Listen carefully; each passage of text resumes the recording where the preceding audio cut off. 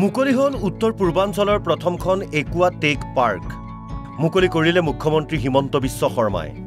মাছ উৎপাদনত নতুন দিগন্তৰ সূচনা হোৱাৰ আশা ডিমৰিয়াৰ বগীবাৰীস্থিত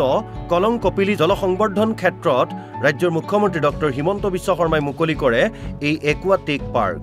সমগ্ৰ উত্তৰ পূৰ্বাঞ্চলত মীন উৎপাদনৰ ক্ষেত্ৰত নতুন দিগন্তৰ সূচনা কৰি আত্মনিৰ্ভৰশীল অসম গঢ়াৰ লক্ষ্যৰে ডিমৰিয়াৰ বগীবাৰীস্থিত আগশাৰীৰ স্বেচ্ছাসেৱী সংস্থা কলং কপিলিয়ে লোৱা এই প্ৰচেষ্টাক মুখ্যমন্ত্ৰীয়ে প্ৰশংসা কৰে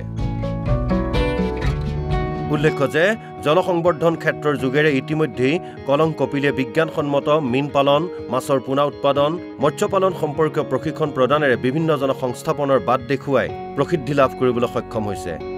এই কাৰ্যসূচীত উপস্থিত থাকে বিভাগীয় মন্ত্ৰী কৃষ্ণেন্দু পাল স্থানীয় বিধায়ক অতুল বৰা আৰু মীন বিভাগৰ উচ্চপদস্থ বিষয়াসকল কলং কপিলি যি নেকি অসমৰ যিটো আমি কম যে আত্মনিৰ্ভৰশীলতাৰ এক উজ্জ্বল প্ৰতীক তেওঁলোকে আজি সোণাপুৰৰ বগৰীবাৰীত এখন সুন্দৰ একুৱাটেক পাৰ্ক নিৰ্মাণ কৰিছে ইয়াতে বায়োফ্লকৰ পৰা আৰম্ভ কৰি সাধাৰণ পুখুৰীলৈকে আৰু সোলাৰ এনাৰ্জিৰ দ্বাৰা কেনেকৈ আমি বহু সমস্যাৰ সমাধান কৰিব পাৰো মীন পালনৰ ক্ষেত্ৰত এই একুৱাটেক পাৰ্কত গোটেইখিনি তেওঁলোকে প্ৰদৰ্শন কৰিছে আজি এই একুৱাটেক পাৰ্কখন শুভ উদ্বোধন কৰাৰ মোৰ সৌভাগ্য হ'ল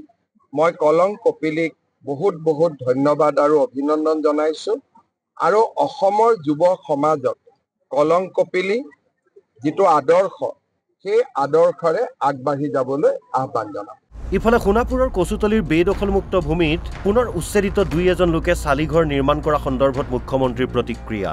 আমাৰ বেটেলিয়ন কেম্পটো হ'ব দিয়ক মাজে মাজে দুই এজন আহি থাকে খেদি থাকে এইটো চলি আছে কিন্তু দুই এদিনতে বেটেলিয়ন কেম্পৰ নিবিদা হৈ যাব মাটিখিনি আমি ফেন্সিং কৰাৰো চিন্তা কৰিছোঁ স্থায়ী সমাধান এটা হৈ যাব সোণাপুৰৰ পৰা Dipu Bordoloi report NB news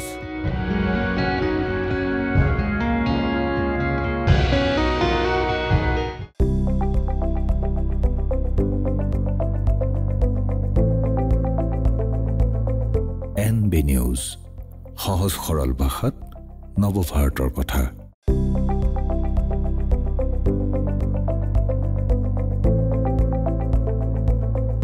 NB news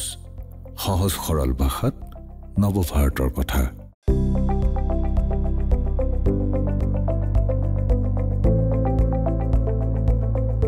NB news